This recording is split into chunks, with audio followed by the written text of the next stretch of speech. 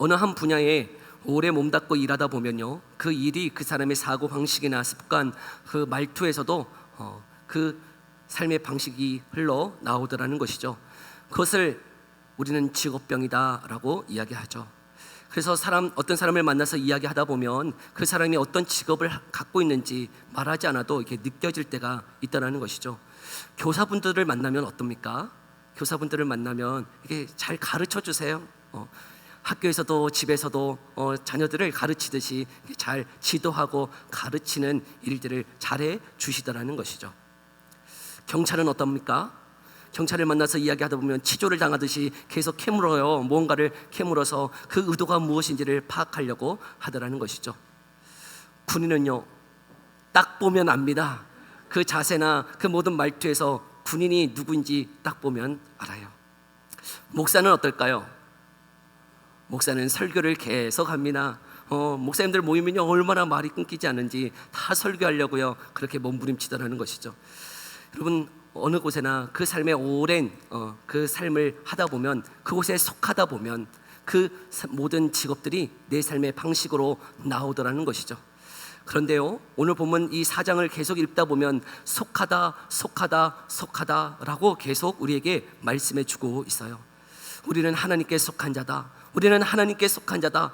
1절부터 6절까지 계속 속하다, 속하다 이야기하고 있다는 것이죠. 우리 6절의 말씀만 다시 한번 읽어볼까요? 4장 6절의 말씀이에요. 함께 읽어봅시다. 시작. 우리는 하나님께 속하였으니 하나님을 아는 자는 우리의 말을 듣고 하나님께 속하지 아니하는 자는 우리의 말을 듣지 아니하나니 진리의 영과 미의 영을 이로써 아느니라. 하나님께 속해 있다. 여러분, 하나님께 속한 자는 그러면 어떤 직업병이 있을까요? 하나님께 속한 자는 어떤 말투, 어떤 사고 방식으로 살아가는 것일까요? 오늘 본문이요, 그 하나님께 속한 자가 어떻게 살아가야 되는지를 우리에게 말씀해 주고 있는데요, 먼저 7절과 8절의 말씀 함께 읽어봅시다. 7절과 8절 함께 읽어봅니다. 시작. 사랑하는 자들아, 우리가 서로 사랑하자. 사랑은 하나님께 속한 것이니 사랑하는 자마다 하나님으로부터 나서 하나님을 알고 사랑하지 아니하는 자는 하나님을 알지 못하나니 이는 하나님은 사랑이심이라. 아멘. 우리가 하나님께 속해 있는데 여러분, 또 하나님께 속한 한 속성이 있다는 거예요. 무엇입니까? 사랑이라는 거죠. 그 사랑이 하나님께 속하였고, 하나님 그 자체, 그 본질의 속성이 무엇이냐면 하나님은 사랑이시다라고 말씀하고 있다는 것이죠. 그러하기에 여러분, 하나님께 속한 자는 어떻게 산다는 거예요? 사랑하며 살 것을 말씀하고 있다는 것이죠. 여기에 사랑 안 해보신 분 계세요? 우리는 다 사랑해 보았을 것이에요. 그런데요, 그 사랑이라는 것, 어떤 책을 보니까요, 온전한 사랑의 이해라고 하는 책을 보니까요, 우리가 사랑을 하는데 이것이 사랑이다 99% 우리는 확신하지만 사랑이 아닌 4가지 증상이 있다라고 소개하고 있더라고요. 우리는 사랑이라고 생각하지만 사랑이 아닌 4가지 증상, 그 첫 번째가 무엇이냐면 이상화라고 이야기하고 있어요. 무엇이냐면 사랑하는 사람을 이렇게 볼 때 그 사람이 완벽해 보이더라는 거예요. 그 사람의 단점은 보이지 않고 그 사람이 너무나 멋있어 보이고 온전해 보인 그것이 사랑이다 우리는 착각하더라는 것이죠. 그렇잖아요. 친구들 이렇게 연애할 때 친구들 보면 내 여자친구 만났는데 김희선 닮았어 그러면서 이렇게 김희선 닮았냐? 그렇게 이쁘냐? 하고 가서 만나보면요, 깜짝 놀랐어요. 눈, 코, 입 달려있는 것만 똑같지 다 달라요. 결코 김희선이 아닌데 김희선이다 그러더라고요. 저도요, 제 아내를 만났을 때 이민정처럼 보였어요. 그때 이렇게 이민정 어떤 드라마 찍고 있었는데 이민정이 옆에 있는 거예요. 너무 이쁜 여인이 옆에 있어서 사랑한다 고백했죠. 근데요, 그게 사랑입니까? 우리는 그것을 사랑이다라고 생각하지만 여러분, 그것은 사랑이 아니라는 거예요. 왜요? 지금은 이민정처럼 보일까요? 그렇게 안 보여요. 현실이 뚜렷하게 보입니다. 여러분, 그러면 콩깍지가 벗겨지면 사랑하지 않는 겁니까? 아니요. 그런 감정은 일시의 감정, 환상으로 보여질 수 있지만 그것이 결코 사랑이 아니다라고 이야기하고 있더라고요. 두 번째는 침습하는 생각, 자꾸 그 사람이 생각난다는 거예요. 일이 손에 잡히지 않고 그 사람이 자꾸 생각나니 이것이 사랑일 것이다 라고 생각하지만 결코 그것 또한 사랑이 아니라고 이야기하고 있더라고요. 내가 당신을 얼마나 사랑하는 줄 알아? 내가 당신이 이렇게 많이 생각나는데 나는 이것이 사랑이다 라고 생각하지만 아니요, 그것도 결코 온전한 사랑은 아니라고 이야기하고 있더라고요. 여러분, 처음에는 그런 감정들이 일잖아요. 보고 싶고 또 보고 싶고. 그래서 여러분, 새벽이 지나도록 계속 전화하고 그렇지 않습니까? 그러나 지금도 그렇게 배우자가 옆에 있는데 그런 감정을 가지고 계시는 분 계세요? 보고 싶은데 또 보고 싶고 계속 보고 싶은 그런 배우자 있어요? 저는 그렇습니다. 저는 그런 감정을 가지고 있어요.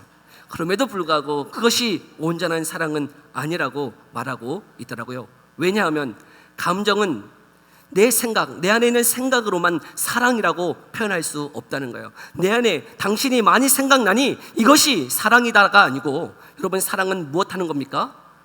행동하는 것이 사랑이지, 내 안에서 당신이 많이 생각났다 그래서 그것이 결코 사랑이 아니고 그 사람을 어떻게 대하느냐가 사랑이라고 이야기하고 있더라고요. 세 번째, 상대를 독점하려는 욕구, 그것이 사랑이라고 생각하지만 결코 사랑이 아니라고 이야기하고 있더라고요.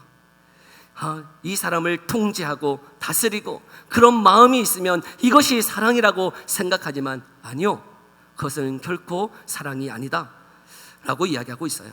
네 번째는 동일화라고 이야기하고 있는데요, 나와 같은 행동을 하고 같은 옷을 입고 같이 모든 것을 하고 싶은 그 마음, 그것이 사랑이라고 착각하지만 그것 또한 사랑이 아니라고 이야기하고 있더라고요.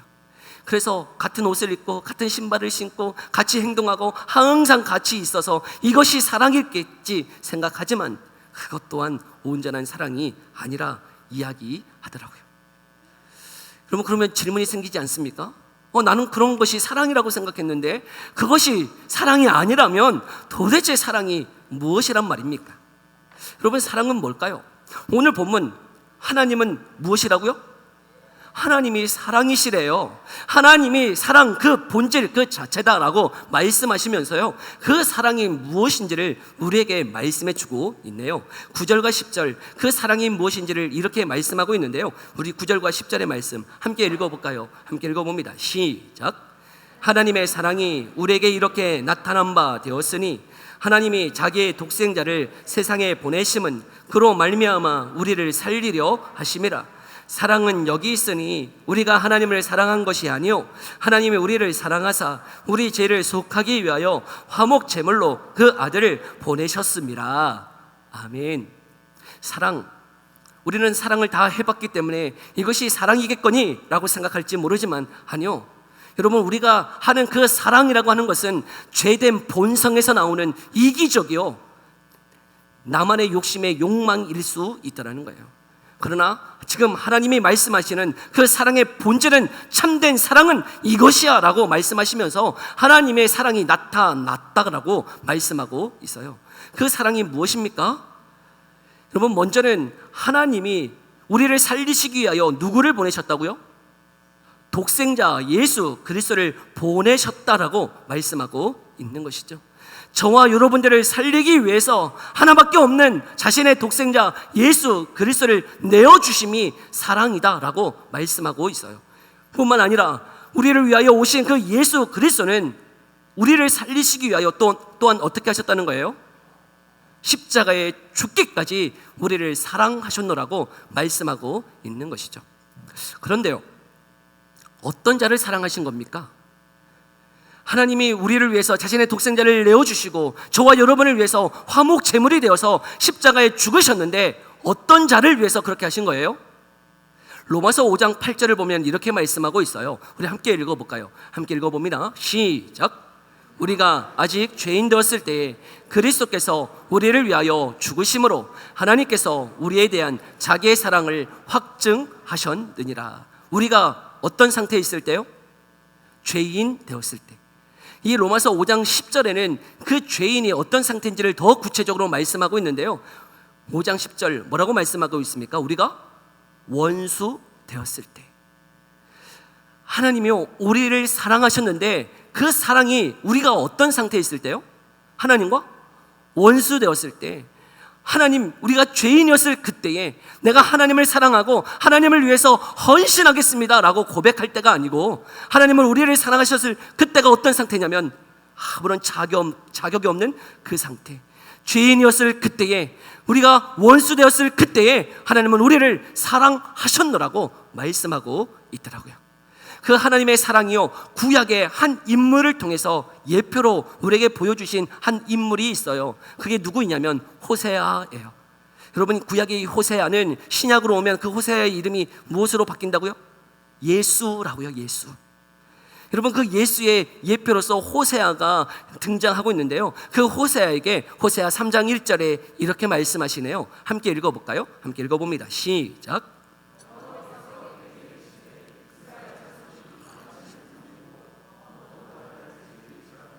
여호와가 그들을 사랑하나니 너는 또 가서 타인의 사랑을 받아 음녀가 된 그 여자를 사랑하라 하시기로. 호세아에게 하나님이 말씀하세요. 네가 결혼했던 그 고멜 다시 가서 데리고 와.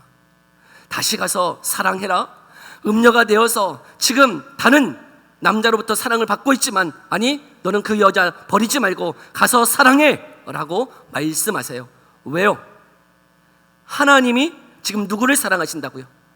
이스라엘 백성들, 여전히 우상을 섬기며 떨어져 나가는 그들을 나는 여전히 사랑하니 호세아야 너도 가서 고멜 그 아내를 끝까지 사랑해라 라고 말씀하고 있는 것이죠. 하나님은 우리를 사랑하시는데 내가 무슨 자격이 되고 내가 무슨 조건이 되어서 우리를 사랑하심이 아니라고 말씀하고 있는 것이죠. 그런데 우리는 사랑이라고 할 때 어떻게 생각합니까? 우리는 때로 그 감정이, 사랑하는 감정이 들어서 사랑하고 그 사람이 사랑받을 만하기 때문에 사랑할 거라고 우리는 생각하지만 아니요. 여러분, 하나님의 그 사랑은 하나님의 결단이에요.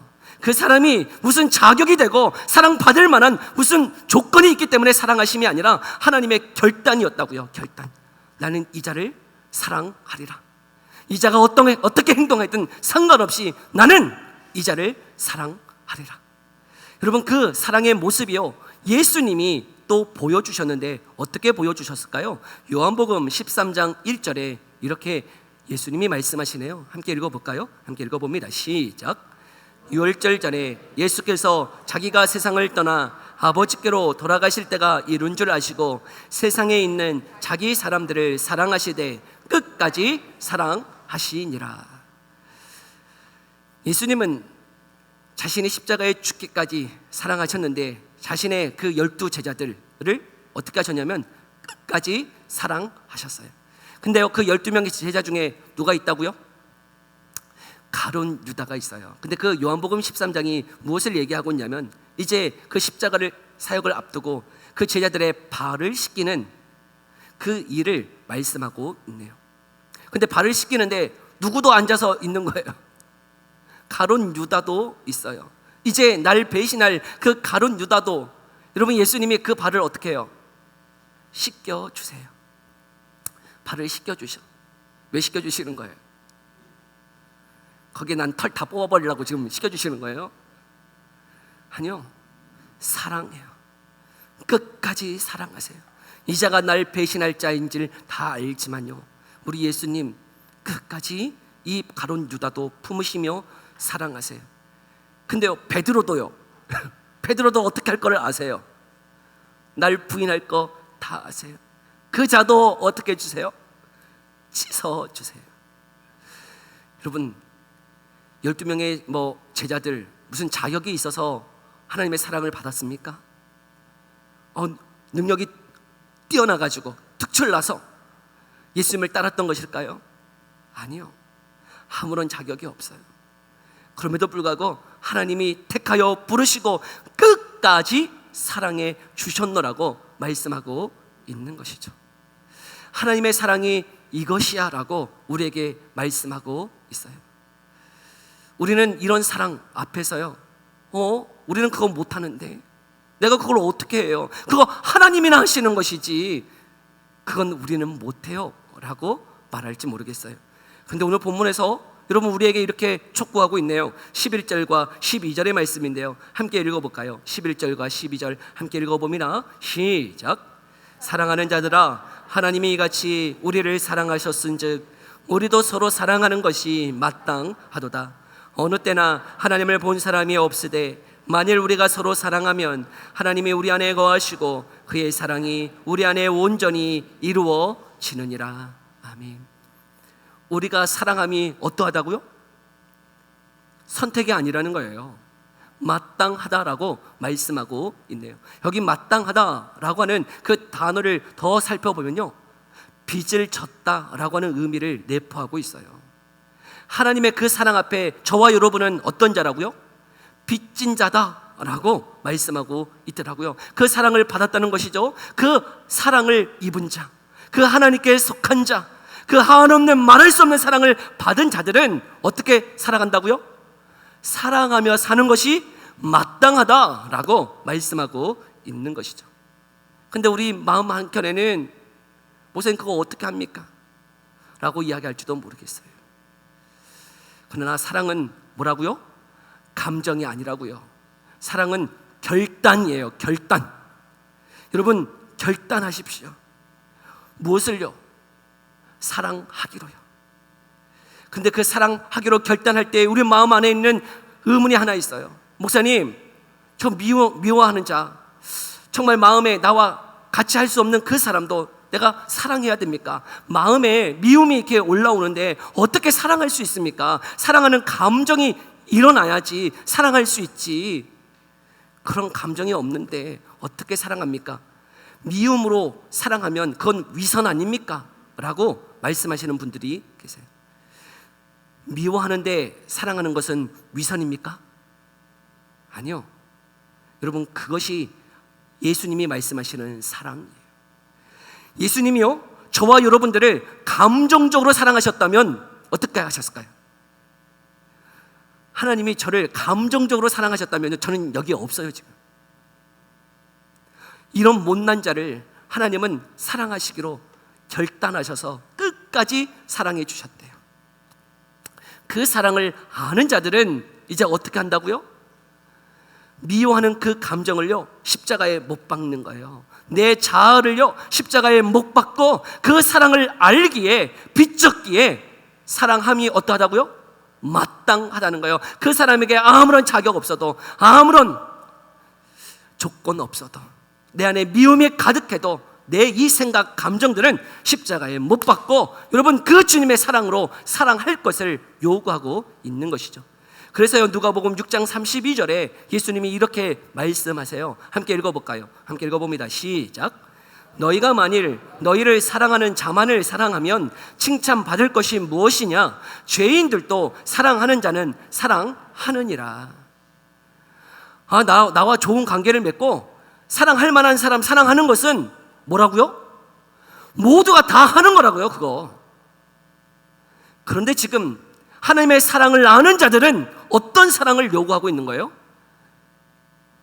내가 사랑하지 못하는 그 사람, 나를 미워하는 그 사람, 내 감정이 허락되지 않는 그 사람도 어떻게 하라고요? 내 감정대로 반응하는 게 아니라 여러분 그 감정은 어떻게 하고 십자가에 못 박고 그 사랑을 받았기에, 하나님의 사랑을 알기에 어떻게 하라고요? 사랑할 것을 결단하라고 말씀하고 있는 것이죠. 여러분 그 받은 사랑에 우리가 반응하며 나아가기를 소망합니다. 거기 안에는 책임이 따르는 거예요. 책임.